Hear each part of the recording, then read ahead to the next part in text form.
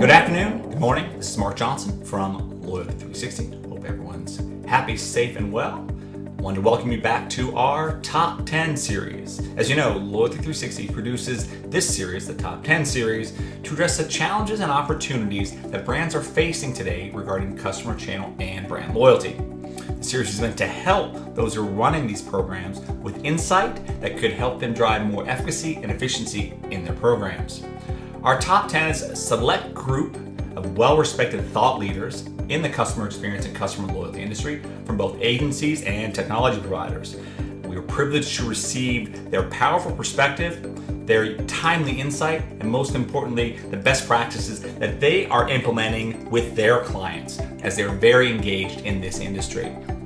The challenges and opportunities that we see come directly from the unique brands and marketers that make up our amazing community at Loyalty 360. Tune in every Thursday for a new edition of our Top 10 series. Subscribe to our YouTube channel, but most importantly, give us some feedback. Give us some questions or areas that you would like us to focus on with regard to customer channel and brand loyalty. That will help us drive additional content going forward. Today's topic is very unique. Considering the times that we're in, we've seen a lot of investment compression in the industry, and this question really addresses that. The question we asked our top 10 is if marketers, your clients, weren't tied to existing constraints, financial or situational, how should they consider investing in customer loyalty going forward? Let's go ahead and take a look. So if marketers weren't bound by existing constraints, I think that is potentially a very dangerous world to envision. But I think whether we're talking about technology constraints or financial constraints, timing constraints, resource constraints, if it truly were carte blanche and we were all being very honest with what we want to deliver and what our customers want, what we have heard customers say they want, I think it would be an all-out investment in the omni-channel customer experience, investing in better technology, more integrated technology, making sure that all of our systems talk to each other. So regardless of how, where, and when I engage with a brand, I am getting a similar experience, but a very personalized experience.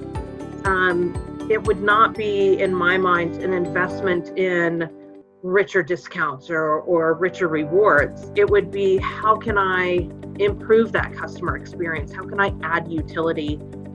Where can I further engage with customers, whether that is through more personalized communications or whether it's through new channels, new ways to engage with your customers. Maybe it's through bots. Maybe it's through virtual reality or augmented reality. It depends on the brand. But certainly, I think there is a huge amount of opportunity for us to continue to push forward, especially if we had no constraints, to deliver that more omni-channel, very personalized experience for our best customers. In terms of without constraints, often when I design programs for brands, I ask them to think about what they would do if anything was possible. And we start with these grandiose ideas. And then a lot of times reality, budget, timing, functionality set in, and we get down to the base program that we have to operate with. But then we always think about what those other elements are we can add in phases over time. What I would advise brands to do if budget and constraints weren't options is to think big. Create passion in the brand and in the program.